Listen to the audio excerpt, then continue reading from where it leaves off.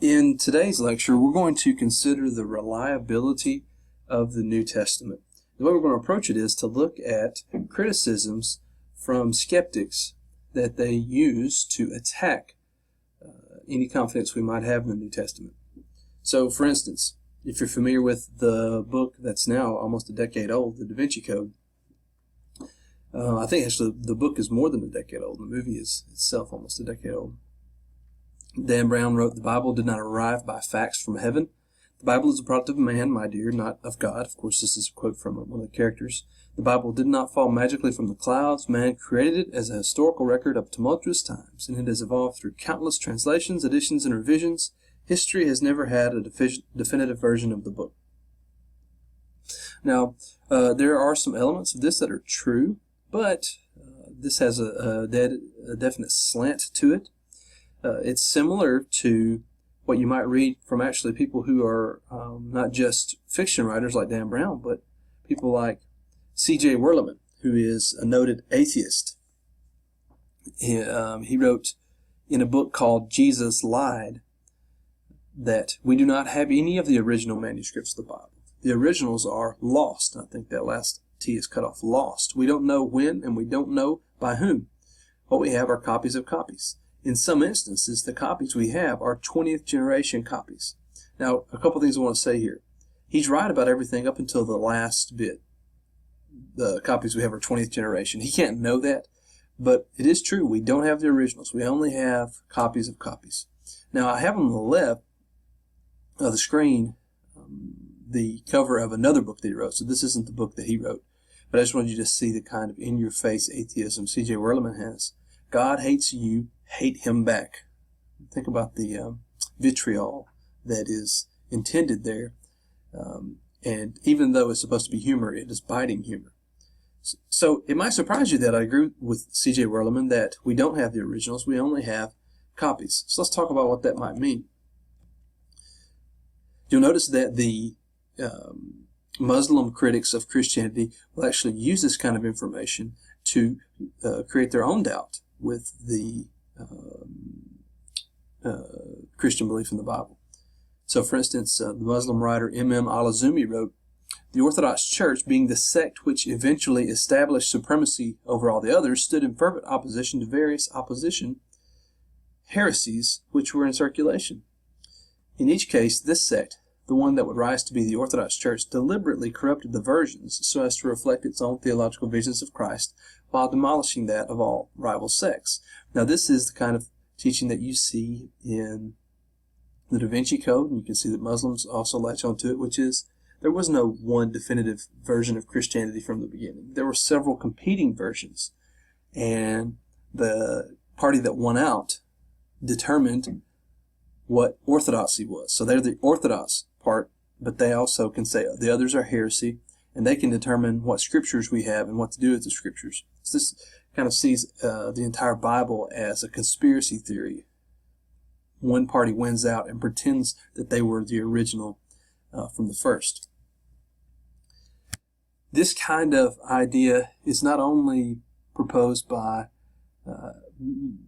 famous atheist voices and Muslim voices, not just in fiction, but you'll see from true biblical scholars like Bart Ehrman in his book Misquoting Jesus writes, "Not only do we not have the originals, we don't have the first copies of the originals. We don't have copies of the originals or copies of the copies of the copies of the originals.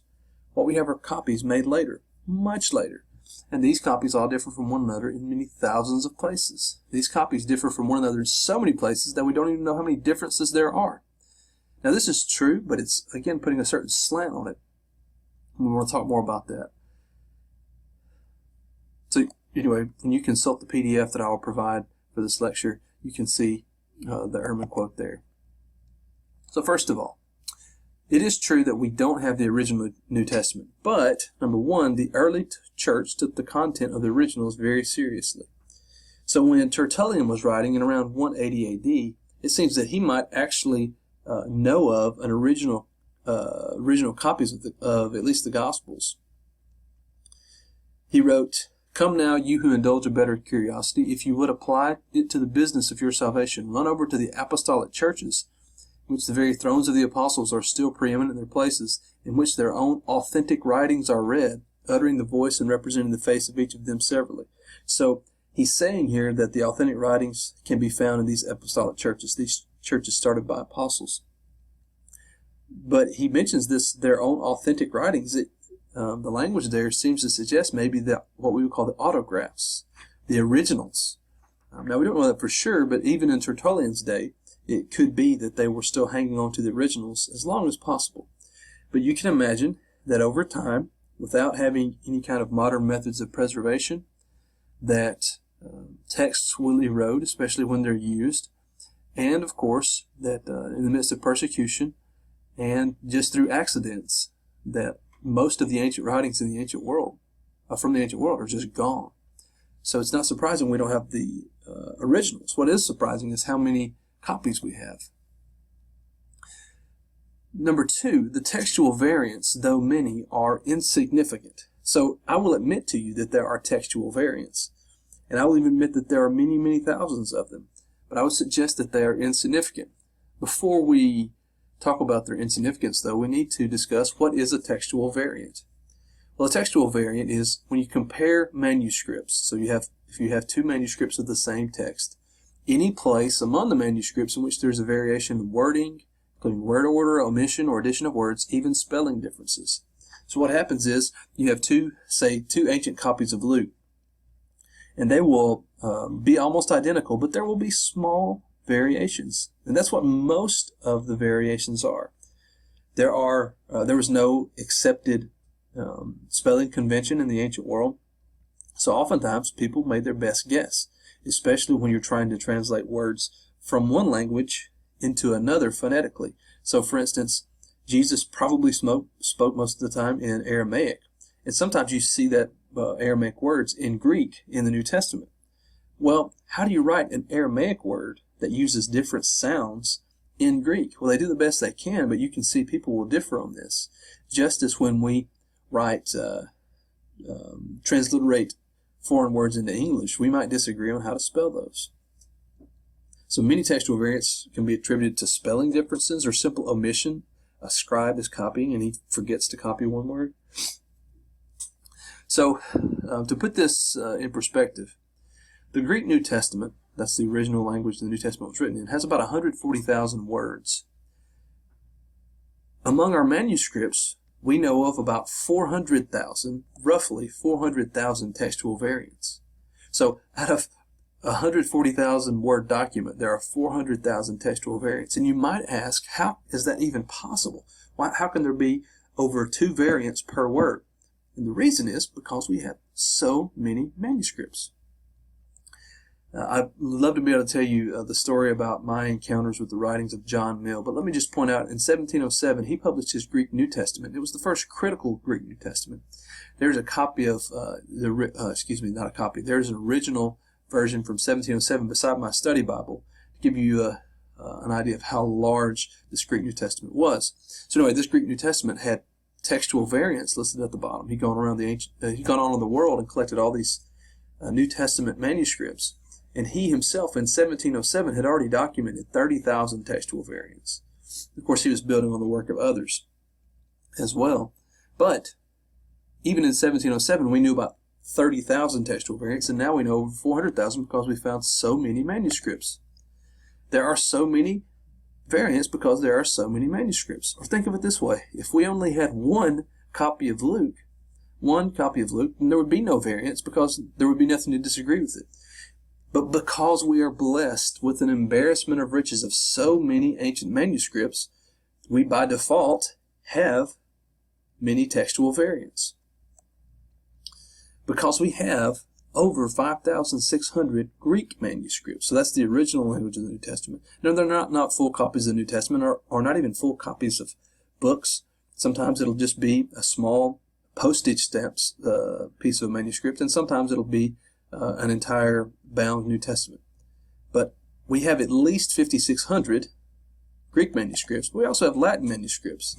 Greek and Latin were both the languages of the Roman Empire, and so very, very, very early on, the New Testament was translated into Latin, and circulated. We have over 10,000 ancient manuscripts from that. We also have other ancient versions from other languages, especially in the Mediterranean world. We have somewhere between 5,000 and 10,000. And then, even if we didn't have any of these ancient manuscripts, we have, just in the quotations from the New Testament by the Church Fathers, we have over 1 million quotations among all the Church Fathers in the New Testament. We could reconstruct the entire New Testament simply from quotations by the early Church Fathers if we didn't have any of those ancient manuscripts. But because we have so many instances of these texts, it's not surprising that we have many, many textual variants. I'd refer you to John Chrysostom. He was a 4th century Christian writer. He wrote in Greek. He did sermons on many different books. And so you'll see what he'd do when he, for instance, he did the first homily on Acts. He quoted Acts 1, 1 and 2. So he gives us the first 2 verses of Acts 1 in his first homily. And then he'll have more verses in the next homily and then the next homily. And that was very common among the Church Fathers. If you want to know more about the current status of New Testament manuscripts, I highly recommend you go to csntm.org and see the work of Dan Wallace, who is a respected evangelical Christian textual critic, and the work that they're doing there. And you can find out so much more. Much of the material I got for this lecture comes from Dan Wallace. So think about how many texts we have of the New Testament compared to the average classical work, works like Homer and Plato, people like that. Well, the truth is, the comparison would be more like this. We have hundreds or even thousands of times as many manuscripts of the New Testament than we do of the average classical work. So, for instance, the only other ancient text that even is remotely close, we have 643 copies of Homer, or at least pieces of copies of Homer's writings. We can't even date the earliest. We can't even date the earliest copy, the original, but we know that the original was written around 850 BC, so we don't even know how old the earliest copy we have is. And because we have 643 copies, scholars will tell you we know with 95% accuracy what the original said. You can see all these other ancient writings, Plato, Thucydides, Herodotus.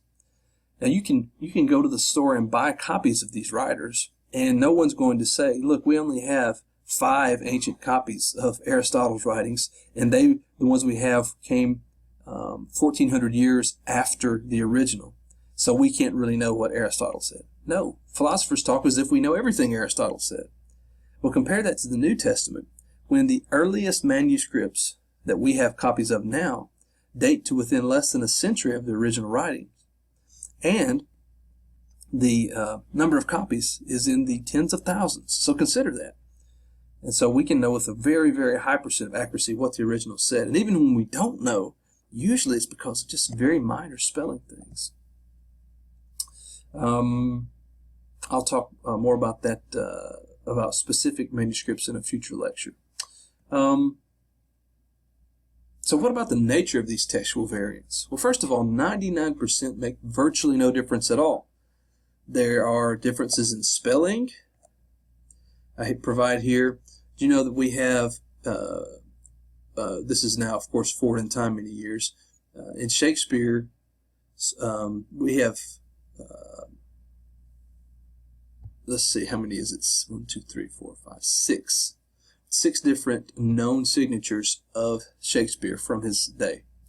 So this is how he signed his name here at the bottom. What's crazy is he spells it differently. It's obvious that he doesn't mind varying it because the ancient world wasn't so consumed with spelling.